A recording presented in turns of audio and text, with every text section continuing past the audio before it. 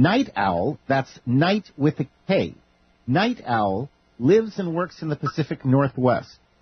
Trained as an emergency medical technician, he worked as a first responder on a military support contract in Iraq. He is currently working toward his paramedic certification. Night Owl joined the Heroes Network in 2008. Since then, he has sought to create the first manual for superheroes, despite the fact that he is not big on organizational stuff, in his own words. He's taken on responsibilities as an administrator of real-life superheroes. He conducts his patrols in Portland, Oregon, USA. Night Owl, it's my great pleasure to welcome you to the Global Freedom Report. Good afternoon, Sue. How are you doing? Doing just fine, and it's a pleasure to have you, and thanks for joining us. Being first means everything to you. Would you explain what you mean by that? The statement that I'm sure you're quoting comes from the Real Life Superhero Project. I did an interview with the author who wrote that article. Basically, the Real Life Superhero Project was a project inspired and created by a Hollywood photographer named Pete Tangen, who does all of the Hollywood photographs for superhero posters, and he's trying to propagate the ideals of real-life superheroics.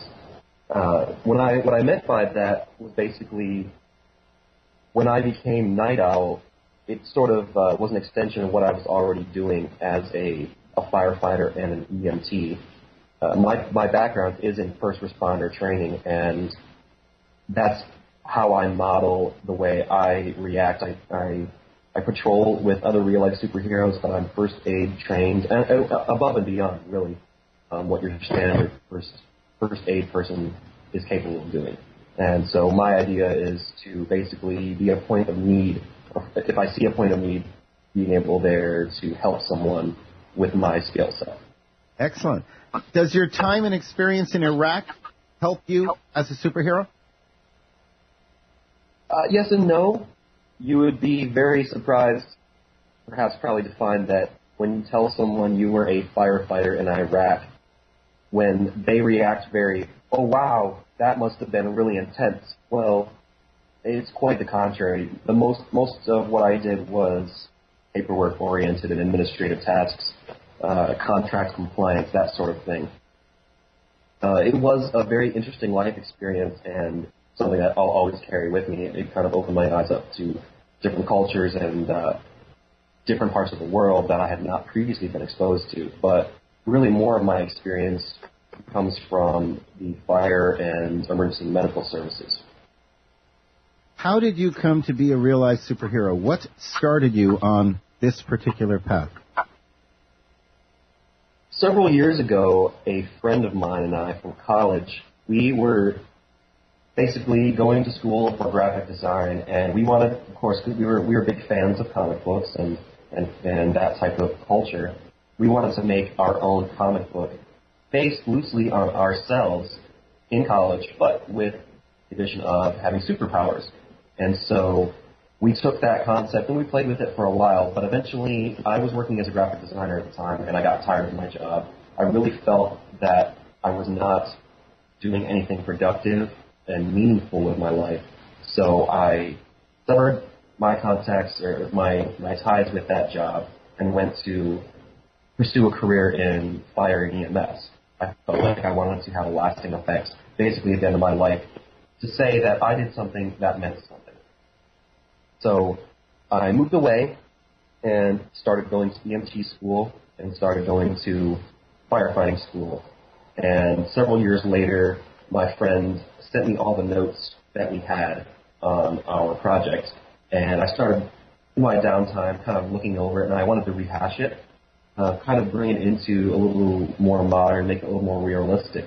So what I did was I started looking at what would a college student, perhaps, who has a limited budget, a limited time frame, be able to do if they wanted to be a superhero, kind of a low-rent Batman. So I started looking up different equipment, different training that your average citizen could have access to. And what was realistic, what was completely unrealistic, what was pure propaganda and paraphernalia of the comic book culture.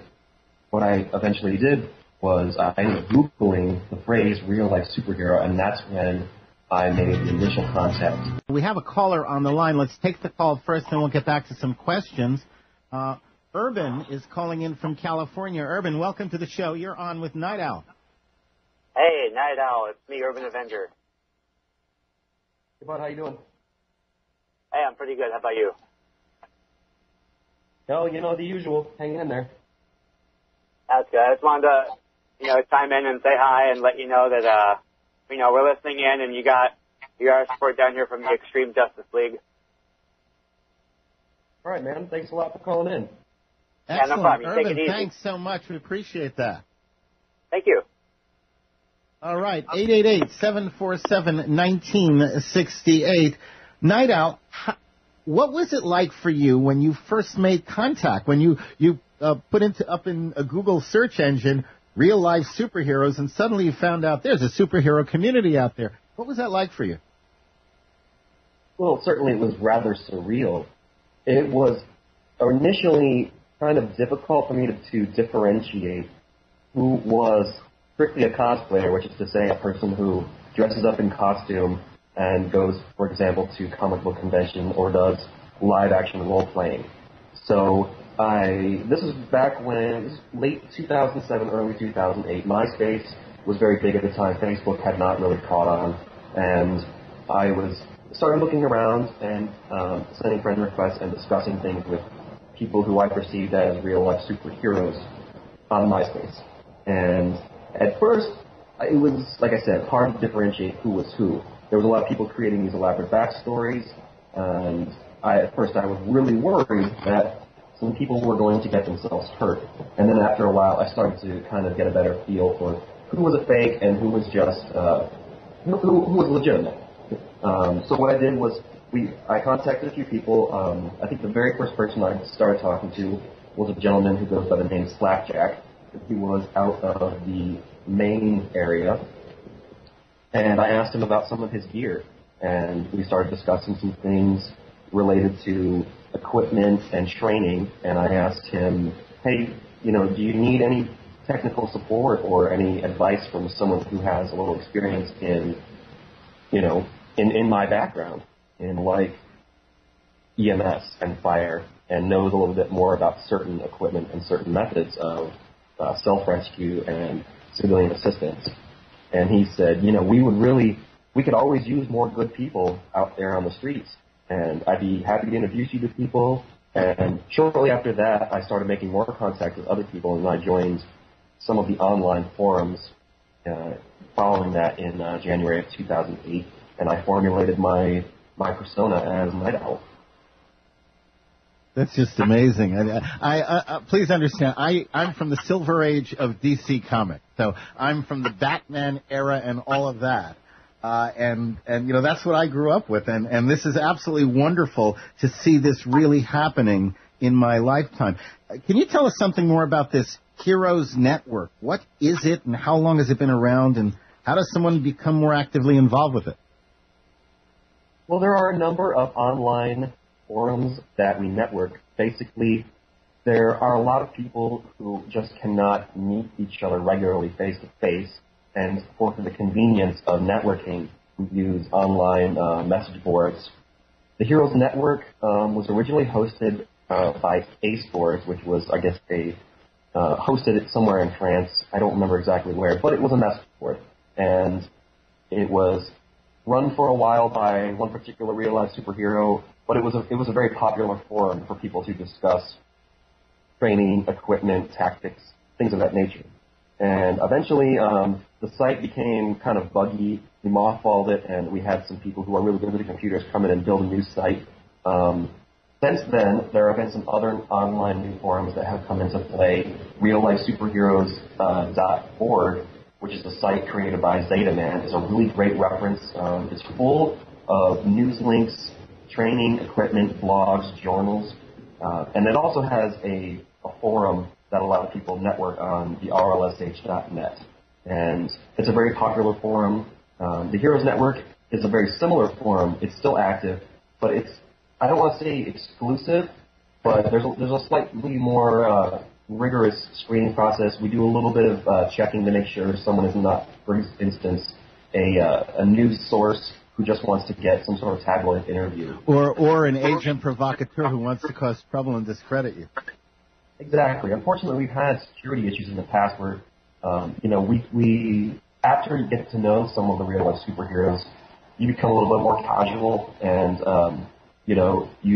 some of your personal information is shared between you for emergency situations, or if you just want to get together. There is contact information that is posted in private forums of that website.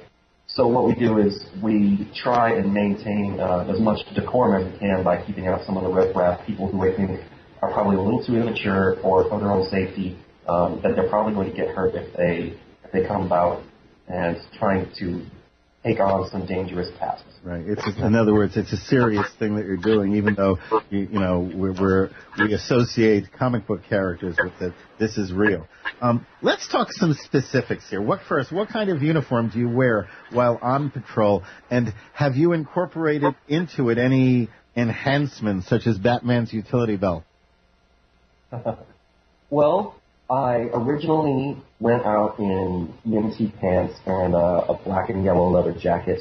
And then there's a gentleman who has his own business actually creating real-life superhero uniforms. He was part of the real-life superhero project. He's also done a lot of uniforms for the show Who Wants to Be a Superhero. If you recall from a couple years ago, Stan Lee had a television show on the Sci-Fi Network. Yes, I remember that. I used to run comic conventions, so I know Stan Lee from way back when, before the movies and all of that stuff. Yes, I do remember that show. Okay, yeah, there was the Whatabash, or Who Wants to Be a Superhero show, was on the Sci-Fi Network. It was a type of Big Brother, or basically an elimination competition show where every week they had someone who was voted off.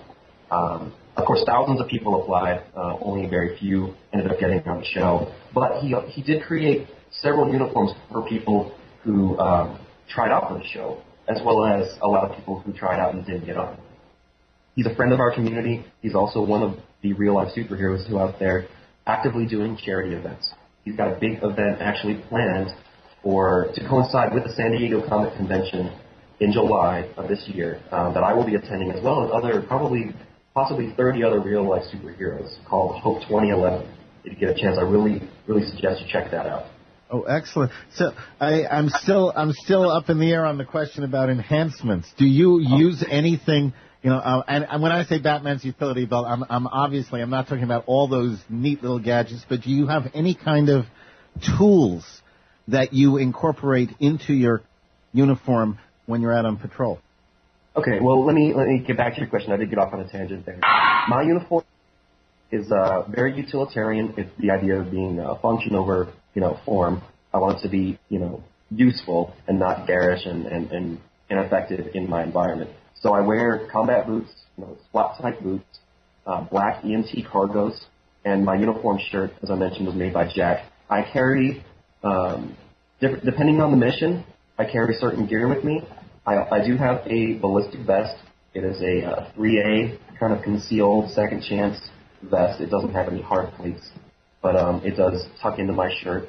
I have elbow pads, knee pads, and I've recently just acquired a new mask that I've had commissioned out of leather and kind of a steampunk-looking mask, but with some enhancements of polycarbonate lenses, so they're shadow-proof to protect my eyes, and some hard knuckle gloves to protect my hands.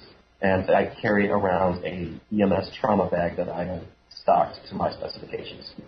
Now, you patrol in the Portland, Oregon region in the Pacific Northwest in the USA. What's your average patrol like? Do you just go out and walk the streets, or do you have, missions, specific things you're looking to accomplish on a given day or a given evening? It varies. Yes to both. There are times where, for example, just this weekend, yesterday actually, I went to do an event that Zeta Man, who is a well-known Portland real-life superhero, he planned out a day to volunteer at the Oregon Food Bank and then to go donate blood. Yesterday, when we went to go donate blood, unfortunately, I got deferred because, as you mentioned earlier, I was in Iraq. It it's not been 12 months yet, and the country of Iraq is on the watch list for particular blood disorders. So I have to wait a year from the time I got home in order to get blood. So that would be an example of a scheduled mission. This coming weekend, we have March for Babies, which is a big event that Zeta Man plans every year. We're going to walk 5 miles to raise money for children who are born prematurely. And, you know, of course, they have incredible medical problems when they're born so early. Also, we're going to be volunteering at a humane society with a female RLSH called Lunar Veil and her boyfriend Dark Wolf. Now, okay, you're on patrol. Let's say this is not a specific thing. You're just kind of scrolling down the avenues and the streets of Portland, Oregon, and you see in an alley someplace, let's say, for example, I don't know, a mugging in process. What do you do? Well, I always, my mindset is least invasive to most invasive. I would try and de-escalate the situation if I could, but if the situation got out of hand, if I was alone, I would probably have to intervene. If I had someone with me, of course I would have them dial 911 while I acted. I would try to, defend person X from person Z, and if at all possible, perform a citizen's arrest, well within what I would be within my legal rights to do. If you see a felony in progress, you are, as a citizen, provided that right to perform a citizen's arrest. How do the local police relate to you and to your very presence? Are they friendly? Are they antagonistic? Are they ambivalent? Depends who you talk to. Here in the Pacific Northwest, we have a gentleman by the name of Phoenix Jones. He is very, very much in the news. Then become basically viral. And I've spoken actually with a police officer just last week, and I asked him what he thought, and he said originally we were really skeptical of these guys. Now that we see them out all the time and we're aware of their activities, they just really don't bat an eye. In Portland, I've never run into an issue with any police officers. I've not stopped any police officers either, because their particular opinion of me. But for the most part, I don't look all that suspicious. My uniform actually tends to look more like a bike cop or a bike EMT because of its aesthetic design. How has your EMT training helped with your superhero work? Have you encountered people, for example, who have been victims of some kind of an incident and need some kind of medical or health attention? Not immediately in front of me, but a good example would be back in January, myself and some other real-life superheroes traveled up to Seattle to do a humanitarian mission where we would take supplies underneath one of the highway overpasses and deliver it to people who needed it. It was raining. Of course, there's a lot of people just trying to stay out of the weather. And we talked with a gentleman who was homeless. He was an Army vet. He had spent some time in Iraq, and he was, he came back home and he couldn't catch a break. And he was known for defending his little postage stamp area of that overpass from some gang members who were coming and roughing up some of the bums and the homeless people. And so when we met him and were giving supplies, I was discussing with another real-life superhero, how else we could help them. And it was brought to my attention that the gentleman had some pretty banged-up knuckles from, kind of fending off blows. And so I went ahead and I cleaned his wounds and bandaged them up, and I left him some supplies so he could replace those once they became soiled. How about some of your more, one or two of your more exciting or, let's say, significant experiences as a hero? I hesitate to say that I would like to encounter more danger. I must have a particular white cloud over my head, being that whenever I go out on patrol, nothing really too exciting happens. But that is not what you want. You want it to be peaceful. That's the whole point. I try and explain this concept to people because just like with fire and EMS, or with police, for example, you never wish for bad things to happen. As someone once told me that if it's a quiet night, that means everyone's living life. And that's really what you hope for. There's a phrase that kind of gets kicked around a lot, content that you went, meaning that, yes, I went out patrol, I didn't observe anything, nothing terrible happened, but I was out there in case it did. And that's basically the operation that I go on.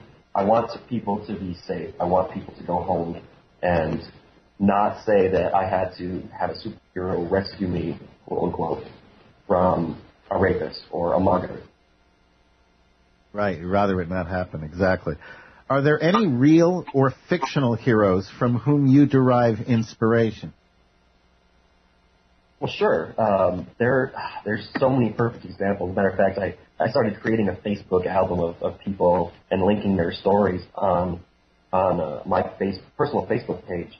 There's a guy in Japan after the earthquake and the tsunami. He found a wetsuit, couldn't find his wife, so he was wading through this water and debris. It took him 3 days to find his wife in their house. He was up to her neck in water. He rescued his wife, took her back to safety, and then spent 3 more days looking for his mother. And now he patrols around Japan on a bicycle with supplies, looking for other people to help. That's one perfect example. There was a guy in New York. He was commuting to his job in Manhattan, and he was on the train, and this guy who had been all cracked out, like for the following week, he went on a stabbing spree. He attacked this gentleman in the subway, and so he had to defend himself and protect some of the people that were in the subway car. He got slashed up really bad, but because he was a fan of mixed martial arts, he knew how to basically bum rush the guy, take him down, and protect the people who were there. There was a guy also in New York City who was on a train who actually was a train platform. The gentleman next to him went into a seizure and fell onto the train tracks, and with a train barreling down the tracks towards their platform. And without enough time to pull him off the tracks, he jumped down onto the tracks, laid his body over the gentleman, and he had basically half an inch of space between the train and him. He told the gentleman, "Don't move or we're both dead." And the train came so close to the gentleman had like grease on his hair from the train above him. But both men lived. Wow. There's so many inspirational stories about people who take on unnecessary risks because they believe in the intrinsic value of another human being. Do you model anything you do, whether it be the style of your uniform or the approach to how you do patrols or anything at all? Do you model on any of the known Marvel comic or DC comic superheroes? There are plenty of good examples of, people that inspire you that are fictional. I tend to identify with more people, more characters, like, for example, Batman. They were self-made men, or women as it were, who did not have special abilities other than their mind power and their physical abilities. They trained themselves through pure discipline, and because of that, they were able to be very effective. That's where I kind of draw my inspiration from. I went to school for firefighting, I went to school for emergency medical technician, and some other, corollary courses that apply to my job, and now I'm going to paramedic school to advance myself further and my base knowledge. Yeah, and I can relate to that. I think I agree with you probably. I think there's more inspiration to be gained by those characters who don't have special powers, who aren't invulnerable or can't fly necessarily, but who just from their own abilities, they develop those abilities and they do something with them. That I find inspirational also. What are your long-term goals as a superhero? How long have you been doing this? As I mentioned, I've been Night Owl since January of 2008. 2008, that's what I thought you said. So it's been 3 years plus now. What do you envision long term? What is it you'd like to accomplish, or what message do you want to get out there? Well, the whole point of real-life superheroes and putting on the uniform and going out to be visible and making yourself literally a spectacle is to show that any normal person can go and do something inspirational. It's to kind of kick people in the pants and say, look, I don't have superpowers, but I can still make a tangible difference in someone else's life. So, if I went out there in jeans and a t-shirt, nobody would look at me because you're just so used to ignoring everything you see, the casual people that walk by you every day. But when I say, look at me, I am Night Owl, look at what I'm doing, perhaps I will pay it forward and other people will be inspired to go and do the same thing. I would like to see more people take a realistic approach, not get caught up in the paraphernalia of quote-unquote comic book superheroes, but say, what is the possibilities of altruism in the world? How can we step outside of our comfort zone and take a little bit of initiative and help other people? There's a great group in Manhattan and the Bronx and Brooklyn. They're called the New York Initiative. And they go out and do basically security patrols, and they offer their services to other people. They're kind of really pushing the boundaries of what you can do as a real-life superhero team. I would really love to see us get a lot more people involved with all kinds of backgrounds, cross-trained people in medical training and in information technology. All those things can be applied to what we do. How do the people themselves regard your presence? Let's take Portland as an example. How are ordinary Portlanders about Night Owl? Some people just giggle and point and stare. It depends on what they're doing at the time. If they're just, out on the town carousing and they're going out to have a good time, there's been plenty of times where people have stopped and asked for photos because they say, oh, are you one of those real-life superhero people? And, we'll strike up a conversation, and it's an invitation to introduce them to that idea of altruism and charity and, motivation to help others. Other times there are, like, for example, the other night I went on a patrol with a gentleman. Real quick, because we're just about out of time. Okay. Sometimes people scatter like roaches if they're dealing drugs. That's another example. They see us and they run away. Which is great. I mean, your presence is an actual deterrent. That's excellent. My guest has been Night Owl. He patrols as a real-life superhero in Portland, Oregon.